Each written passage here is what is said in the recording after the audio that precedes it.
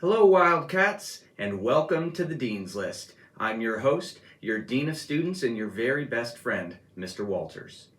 The Dean's List is a show where I share some of my favorite books and authors, and we usually have a theme. This month's theme is National Hispanic Heritage Month. Each year, Americans celebrate National Hispanic Heritage Month from September 15th to October 15th. It's a time to learn about and celebrate the histories and cultures and contributions of American citizens whose ancestors came from Spain, Mexico, the Caribbean, Central America, and South America.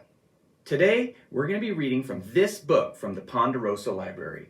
It's called Nuestra, America, 30 Inspiring Latinas and Latinos Who Have Shaped the United States by Sabrina Vourvoulias and illustrated by Gloria Félix.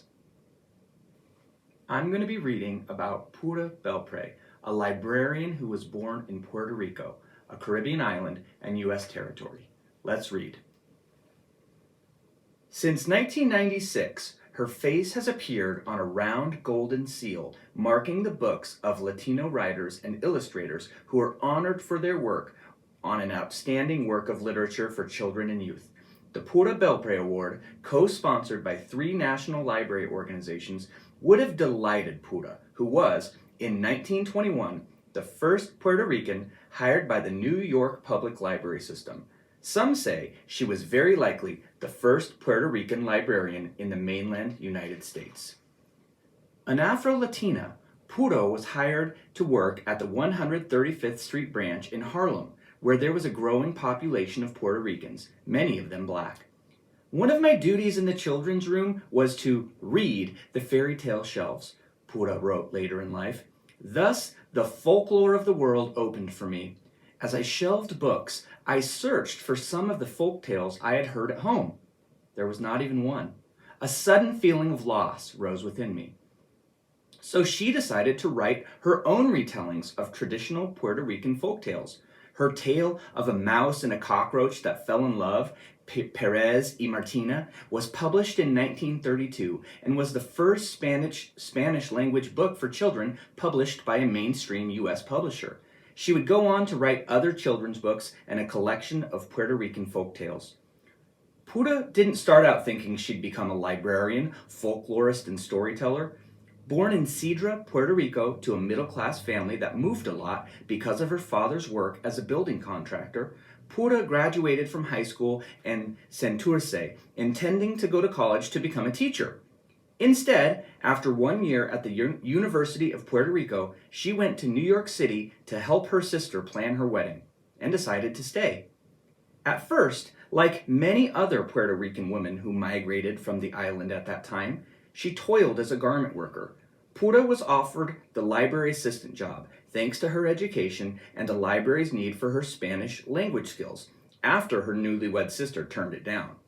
Some historians have noted that Pura had more liberty than most young Puerto Rican women of her time to pursue this opportunity because she wasn't living under the supervision of parents, nor was she married with children. In addition to doing the typical work of an assistant librarian, Pura presented puppet shows in English and Spanish. Pura considered the library the jewel of the community. Her time there, she would later say, was especially rewarding. If you'd like to learn more about Pura Belpré, head down to the Ponderosa Library and check out this book.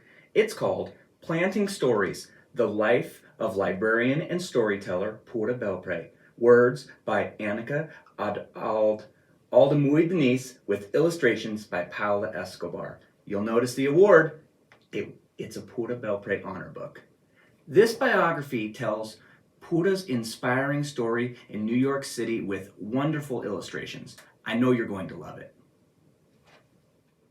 We also have other books in our library that celebrate National Hispanic Heritage Month. Get to the library and check them out.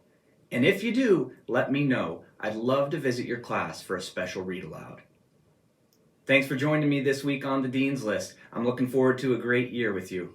I've been your host, your Dean of Students, and your very best friend, Mr. Walters. And I'll see you next time on the Dean's List.